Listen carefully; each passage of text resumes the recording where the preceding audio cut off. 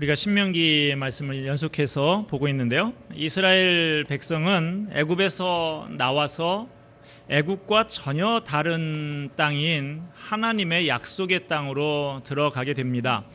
이 두 땅은 각각 사고방식이 다르다 그랬어요. 하나님의 언약 백성들은 자기의 수고와 노력에 의존한 안정을 추구하는 애굽적인 방식을 버리고 하나님의 은혜를 의지하여서 살아가는 새로운 땅의 방식으로 사는 삶을 배워야 했습니다. 지난 주일에는 이 새로운 땅, 새로운 나라의 백성이 된 사람들은 어떻게 하나님을 예배해야 하는가 하는 것을 살펴봤습니다. 언약 백성의 예배는 그 땅에 있었던 원주민들이 그들의 신 우상들을 섬기는 것과는 달라야 했습니다. 그 땅에서 쫓겨난 원주민들은 자신들의 욕망을 채우기 위해서 자기들의 입맛에 맞게 고안된 신을 숭배했습니다. 그러나 언약 백성들은 그런 우상들을 모두 깨뜨리고 오직 은혜의 하나님만 바라보며 전심으로 사랑하며 하나님의 정하신 대로만 예배해야 했습니다. 오늘 본문에는 이 새로운 땅, 새로운 나라의 삶을 보여주는 또 하나의 규례가 나오는데요. 바로 11조입니다. 11조에 새로운 세계의 정신이 담겨 있습니다. 하나님이 원하시는 약속의 땅, 백성들의 삶의 모습이 11조에 담겨 있어요. 11조에 대한 최초의 성경 기록은 창세기 14장에 나옵니다. 아브라함이 전쟁에서 승리하고 돌아올 때 멜기세덱이라고 하는 사람이 떡과 포도주를 가지고 아브라함을 영접을 했죠. 지극히 높으신 하나님의 제사장으로 소개된 멜기세덱이 아브라함을 축복합니다. 천지의 주제시요 지극히 높으신 하나님이여 아브라함에게 복을 주옵소서. 너희의 대적을 내 손에 붙이신 지극히 높으신 하나님을 찬송할지로다. 이 축복의 말을 들은 아브라함은 전리품, 노략품 중에서 좋은 것들을 골라서 10분의 1을 멜기세덱에게 주었고 이것이 11조의 처음 시작 유래입니다. 이것은 아브라함이 모세의 율법보다 훨씬 먼저죠. 우리가 지금 보고 있는 신명기도 모세의 율법 중에 모세 오경 중에 하나인데 모세의 율법보다 훨씬 전이 아브라함입니다. 그러니까 모세 율법이 제정되기 전에 있었던 사건이죠. 이 11조 사건이. 그러므로 아브라함이 멜기세덱에게 드린 11조는 율법의 요구에 의한 의무적인 복종이 아니라 어디까지나 자발적인 감사의 표현이다 이렇게 말할 수 있습니다.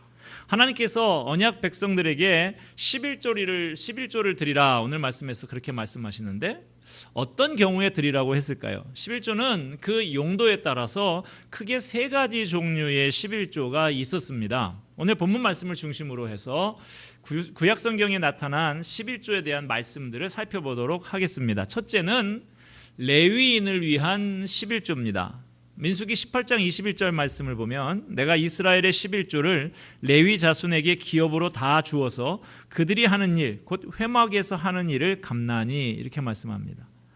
하나님께서는 레위 자손들에게 이스라엘 백성들이 바친 11조를 그들에게 쓰라고 주셔서 회막에서 하는 일에 보수를 받게 하셨습니다. 레위 지파 사람들은 하나님을 섬기는 것을 전업으로 하는 사람들이죠.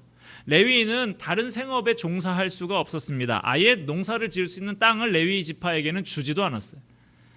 오로지 회막에서 하나님을 섬기는 일에만 전념하라고 정해주셨기 때문에 나머지 지파들이 11조를 들여서 레위 지파의 생계를 책임지도록 했습니다. 하나님께서 받으신 그 11조를 주님의 일을 하는 사람들에게 보수로 주시는 거예요.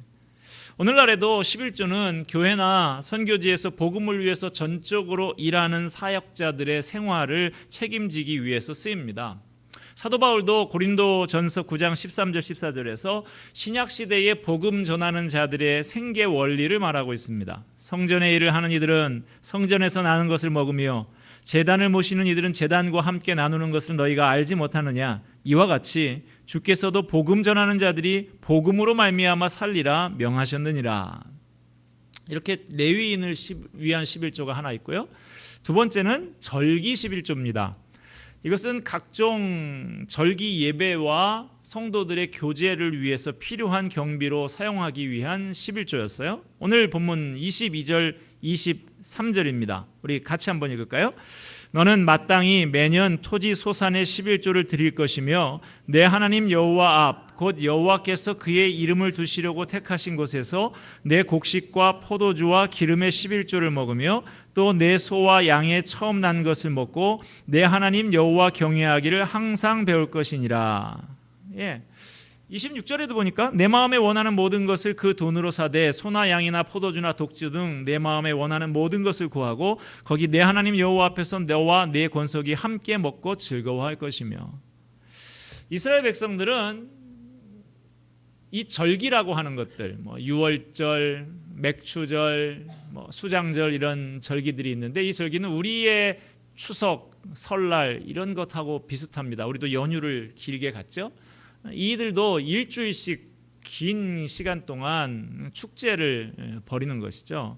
온 가족들이 흩어졌던 가족들이 그 절기가 되면 다 성전을 중심으로 해서 그렇게 모여서 예배를 드리고 난 다음에 그 11조로 드린 것을 다시 받아요. 그래서 하나님 앞에 제사는 드리고 그 다음에 그것을 다 다시 받아서 가족들과 동료들과 함께 먹고 마시면서 즐거운 시간을 가졌습니다. 이처럼 공동체의 예배와 성도의 교제를 위해서 절기 11조를 드려라 라고 하고 있습니다. 현대 교회에서도 드리는 예배를 위해서 비용이 들어갑니다. 찬양대도 준비를 해야 되고 영상 음향기기도 필요하고 전등을 켜고 지금도 돌아가고 있습니다만 냉난방기도 작동을 해야 되죠. 성도들을 위해서 차량을 운행하기도 하고 식사를 준비하는데도 비용이 듭니다.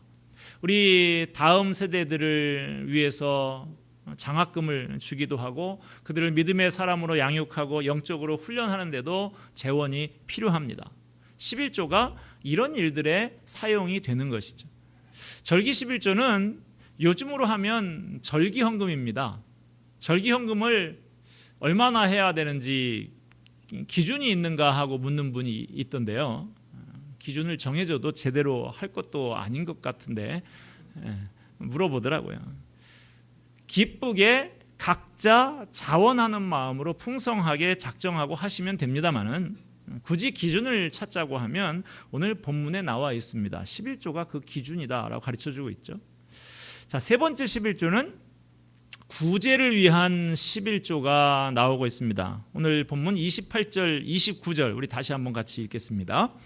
매 3년 끝에 그해 소산의 10분의 1을 다 내어 내 성읍에 저축하여 너희 중에 분깃이나 기업이 없는 레위인과 내 성 중에 거류하는 객과 및 고아와 과부들이 와서 먹고 배부르게 하라.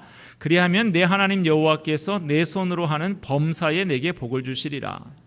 자, 이 구제를 위한 11조는 매년 드리는 11조와 별도로 매 3년마다 바쳐서 저축을 해두고 객과 고아와 과부와 같은 의지할 것 없는 어려운 사람들을 위한 재원으로 사용하라고 하십니다. 우리 교회도 이런 말씀에 따라서 해마다 이웃사랑 사역을 점차 확장해 나가고 있습니다.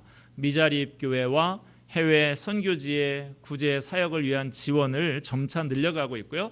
여러분 잘 아시는 대로 작년부터는 지방에서 올라온 청년 학생들을 위해서 제가 살고 있던 사택 드림하우스 4층 그 사택을 비워서 청년 학사를 운영을 하고 있습니다. 제가 집주인으로 하다가 지금 세입자로 바뀌었는데 저 집은 새 집이고 좋죠. 그런데 그보다 좀 못한 20년 넘은 집에서 지금 전세를 살고 있는데요. 그래도 그 전세금이 2억 원입니다.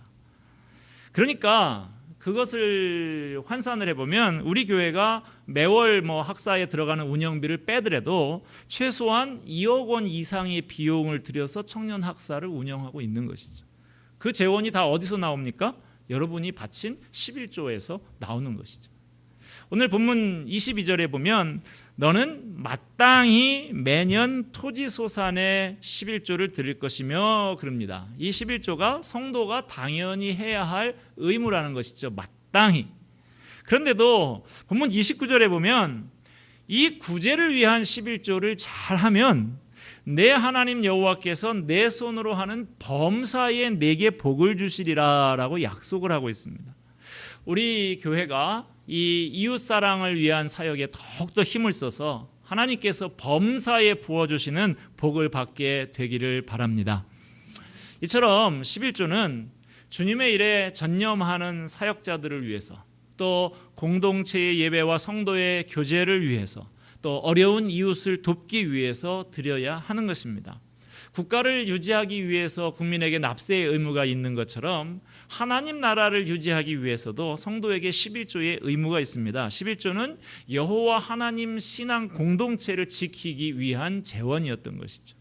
본문 29절을 보니까 너희의 받은 모든 예물 중에서 너희는 그 아름다운 것 곧 거룩하게 한 부분을 취하여 여호와께 거제로 드릴지니라 그랬습니다. 이 11조가 아름다운 것이다, 거룩한 부분이다 라고 말씀하고 있습니다. 그런데 어떤 사람들은 11조라고 하는 것 이게 도대체 언제의 얘기냐, 율법 시대에나 있는 원리지 복음 시대를 살고 있는 이 시대의 원리는 아니라고 비판하기도 합니다. 신약 시대에는 11조에 대한 명령이 없다고 합니다. 이에 대한 예수님의 생각은 어떨까요? 마태복음 23장 23절 말씀을 보면요, 화 있을진저 외식하는 서기관들과 바리새인들이여, 너희가 박하와 회향과 근체의 11조는 드리되 율법에 더 중한 바 정의와 긍휼과 믿음은 버렸도다. 그러나 이것도 행하고 저것도 버리지 말아야 할지니라. 이것도 행하고 저것도 버리지 말아야 할지니라. 이것이라고 하는 것은 정의와 긍휼과 믿음을 말하는 것이겠죠. 정의와 긍휼과 믿음, 이것도 버려서는 안 되는 것이고 이것이 중요한 것이지만 11조를 드리는 것도 중단하지 말아야 한다라는 말씀을 예수님께서 하고 계십니다. 신약 성경에 이 말씀이 11조에 관한 유일한 말씀이에요. 다른 말씀이 거의 없다라는 말은 맞습니다. 그러나 그것은 11조를 드릴 필요가 없다는 의미이기보다는 그것을 굳이 강조할 필요가 없었기 때문이라고 합니다. 신약 성경이 기록되던 시기에 기독교 공동체의 성도들은 10의 1조가 아니라 자기의 전 재산을 공동체를 위해서 내놓고 유무상통하는 삶을 살고 있었습니다. 그러니까 이미 10의 10을 다 드리고 있는 사람들한테 11조를 드려라는 말을 할 필요가 없는 것이죠. 의미 없는 말이 되는 것이죠. 지금까지 우리는 이 11조가 여호와 하나님 신앙 공동체를 지키기 위한 재원으로서 의미가 있다는 점을 살펴봤습니다. 그런데 11조의 의미는 거기에만 있는 것이 아닙니다. 오늘 본문 23절 말씀을 다시 보면 내 하나님 여호와 앞 곧 여호와께서 그 이름을 두시려고 택하신 곳에서 내 곡식과 포도주와 기름의 11조를 먹으며 또 내 우양에 처음 난 것을 먹고 내 하나님 여호와 경외하기를 항상 배울 것이니라. 이어지는 24절에서 26절 말씀 보면 하나님이 택하신 곳이 너무 멀어서 하나님이 주신 것을 다 가지고 갈 수가 없거든 그것을 돈으로 환전하라고 합니다. 그래서 하나님이 택하신 그곳에 가서 돈으로 마음에 좋아하는 것들을 사서 여러 식구들과 함께 먹고 즐거워하라고 말씀을 합니다. 이 말씀을 보면 하나님의 관심은 이스라엘이 11조를 통해서 함께 모여서 먹고 마시고 즐거워하는 것에 있다라는 것을 알 수가 있어요. 함께 먹고 마시고 즐거워하는 것을 통해서 여호와 하나님을 경외하기를 항상 배워라 라고 말씀을 합니다. 결국 이 11조 규례는 하나님의 백성들이 하나님을 항상 경외하는 것을 배우게 하기 위해서 주어졌다는 거예요. 그런데 조금 좀 어렵지 않습니까? 우리가 먹고 마시고 즐거워하는 것하고 하나님을 경외하기를 항상 배우는 것이 무슨 관련이 있는 건가요? 가나안 땅에서 토지 소산의 10분의 1을 드린다는 것은 하나님께서 친히 그들을 약속의 땅으로 인도하셨고 이른 비와 늦은 비의 은혜를 내려주셨음을 잊지 말라는 의미가 담겨 있습니다. 애굽의 노예로 있던 이스라엘 백성이 가나안 땅에 들어온 것 전적으로 하나님의 은혜였죠. 하나님께서 그 조상 아브라함 때부터 맺으셨던 약속을 신실하게 지켜주셨기 때문에 가능한 일이었습니다. 또 하늘에서 비를 내리는 내리는 비를 흡수하는 그 땅에서 소산물을 얻을 수 있는 것은 항상 살피시며 때를 따라서 잊은 비와 늦은 비를 내려주신 하나님의 은혜가 없이는 불가능한 일이다 그랬어요. 그렇다면 이스라엘은 11조를 하나님 앞에 드리면서 우리가 이 땅에 들어오고 이 소산물을 얻게 된 것은 약속을 신실하게 지키시고 시시때때로 돌보아 주신 하나님의 은혜 때문입니다 라고 하는 것을 깨달아야 했던 것이죠. 11조를 드림으로써 하나님이 내게 있어서 누구신가, 어떤 분이신가 하는 것을 확인하는 것입니다.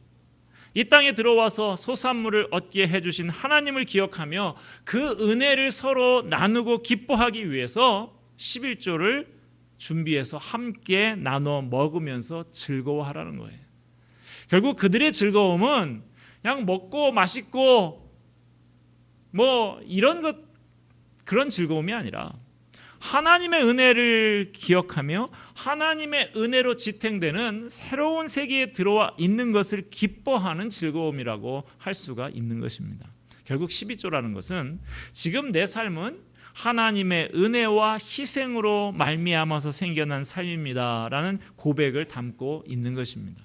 지금 우리들은 예수님의 희생으로 주어진 새로운 세계에서 새로운 삶을 살고들 있습니다. 그것이 곧 성령 안에서 사는 것입니다. 성령 안에서 사는 사람은 삶의 모든 것이 하나님의 은혜로 주어진 것임을 깨닫게 됩니다. 예수님을 알기 전에는 내 인생은 내 열심과 내 노력으로 개척하면서 살아가는 것인 줄 알았는데 이것이 이 신명기에서 말하는 애굽적인 삶이죠. 예수님을 알게 되고부터는 지금까지 내 배후에 하나님의 은혜가 함께했다는 것을 발견하게 됩니다. 그리고 내 교만과 잘못을 깨닫고 회개하면서 나를 주님의 이 새로운 세계로 인도하신 은혜에 감사하는 것입니다. 이것을 고백하는 것이 곧 11조입니다. 11조는 내가 이렇게 새로운 세계에서 새로운 삶을 사는 것은 하나님의 은혜 때문이라는 것을 고백하는 것입니다. 그리고 나 혼자만 아니라 구원받은 공동체가 같은 은혜 안에 있는 형제 자매로서 함께 먹고 마시고 즐거워하는 것입니다. 이스라엘이 애굽에서 나올 때는 모두 다 같이 불쌍한 신세였죠. 모두가 종이고 나그네였습니다. 그런 그들이 하나님의 은혜로 새로운 세계에서 살게 됐어요. 하나님의 은혜로 시작된 새로운 세계에서는 강자와 약자가 존재하지 않습니다. 강자, 약자가 나눠지고 약자가 제외되고 따돌림을 당한다고 하면 은혜로 주어진 새로운 세계가 다 깨뜨려진 것이죠. 그래서 본문 27절에 내 성읍에 거하는 레위인은 너희 중에 분깃이나 기업이 없는 자이니 또한 저버리지 말지니라 라고 말씀합니다. 없는 사람이라고 저버리고 따돌리는 것 11조의 정신이 아니다 하는 것입니다. 11조는 내가 하나님이 주신 복 안에 머무는 것을 감사하는 것입니다. 나 같은 죄인이 예수 그리스도께서 당하신 희생 때문에 은혜를 누리며 살게 된 것을 감사하는 것이 11조의 정신입니다. 신자는 이런 마음으로 자원해서 기쁜 마음으로 헌금을 하는 것이죠. 내가 지금 이렇게 사는 것은 하나님의 은혜다, 이것이 믿어지지 않는다고 하면 여러분 어떻게 번 돈입니까? 그 피 같은 돈을 어떻게 헌금을 할 수가 있겠습니까? 신자는 예수님의 피값으로 새로 태어나고 서로 형제 자매로 맺어진 사람들입니다. 이것을 확인하면서 함께 즐거워하는 것이 곧 11조의 정신으로 사는 것입니다. 그럴 때 우리는 함께 먹고 교제하며 즐거워하는 공동체가 될 수 있고 우리 가운데 어렵고 힘든 사람과도 함께 나눌 수 있는 것입니다. 오늘도 우리는 주님의 찢기신 몸과 흘리신 피 덕분에 살아가는 사람들입니다. 오직 하나님의 은혜로 사는 사람들입니다. 이것이 새로운 세계에서 사는 새로운 삶입니다. 11조는 나의 모든 것은 하나님께로부터 왔다는 것을 고백하는 것이고 내가 누리는 모든 것이 하나님이 주신 것임을 인정하는 것입니다. 이와 관련해서 한 가지 첨언하자고 하면 내가 진정한 11조 정신에 근거해서 11조를 드렸다면 어떻게 해야 되느냐? 나머지 남은 10분의 9에 대해서도 언약 백성답게 사용해야 하는 것입니다. 10분의 1 드렸으니까 이제 내 것만 남았다 끝, 이게 아니라 나머지 10분의 9도 다 주님의 것이기 때문에 10분의 9를 어떻게 사용할까 기도하면서 고민해야 됩니다. 영어에 이런 말이 있습니다. Money talks. 돈이 말해준다, 이 말이에요. 돈이 그 사람이 어떤 사람인지를 말해준다는 것입니다. 한 사람의 지출 명세서를 보면 그 사람의 인생관, 가치관, 세계관이 어떤 것인가를 진단을 할 수가 있다는 것입니다. 앙드레 비엘레는 이런 말을 합니다. 우리가 돈을 어떻게 사용하느냐에 따라 우리의 신앙을 하나님 앞에서 정확하게 그리고 수학적으로 보여드리며 이것은 그럴듯한 입술의 말과 경건한 감정보다 더 구체적으로 우리의 신앙을 표현해 준다. 유명한 요한 웨슬레 선생은 이런 말을 남겼습니다. 나는 돈주머니가 회개하지 않는 사람의 회개를 믿을 수가 없다. 한 사람이 복음을 듣고 자기 죄를 회개하고 예수 그리스도를 마음에 받아들이고 구원을 체험했다고 하십시다.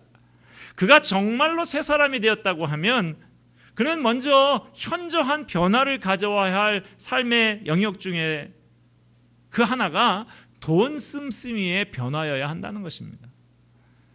여러분, 한번 물어볼게요. 쇼핑할 때 기도하고 하십니까? 말씀 펴놓고 큐티하고 할 때는 기도하고 여기서 주님의 뜻을 발견하게 하십시오, 그렇게 기도하고 하잖아요. 그런데 쇼핑할 때는 어떻게 하시나요? 내 욕망이 분출해서 그렇게 하시지 않습니까? 잘못됐다는 거예요. 이거 11조 정신이 아니라는 것입니다. 11조는 이 모든 것이 하나님의 것이라고 고백하는 것이라고 그랬죠.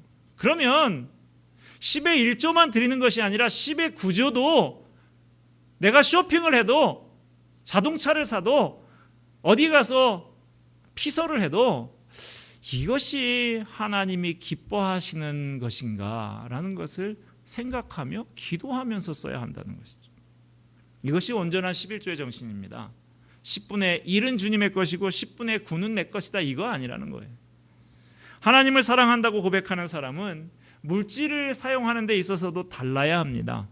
재물을 바르게 사용하는 것과 헌금을 통해서 우리의 신앙이 고백이 되고 우리가 믿는 하나님이 나의 주인이다라는 사실을 구체적으로 고백하게 되는 것입니다. 아울러서 이 11조의 정신은 물질에만 적용될 것이 아닙니다. 우리의 모든 것이 주님의 것이죠. 우리의 시간, 주님이 시간의 주인이시라고 하면 단 한 시간도 낭비되어서는 안 됩니다. 진지하게 하나님이 기뻐하시는 삶을 살고자 애쓰는 것이 11조의 정신입니다. 내 몸의 주인이 누굽니까? 내 몸은 내 것이 아니죠. 주님이 고귀한 피를 흘려서 값주고 사신 몸입니다. 그렇다고 하면 내 몸이 내 것이 아닙니다. 하나님의 것입니다. 그렇다면 하나님을 위해서 나의 달란트, 나의 재능도 하나님의 영광을 위해서 사용해야 그것이 11조 정신으로 사는 사람이죠. 오늘 우리에게 주신 이 말씀을 통해서 11조의 정신을 제대로 깨닫는 사람이 되기를 바랍니다.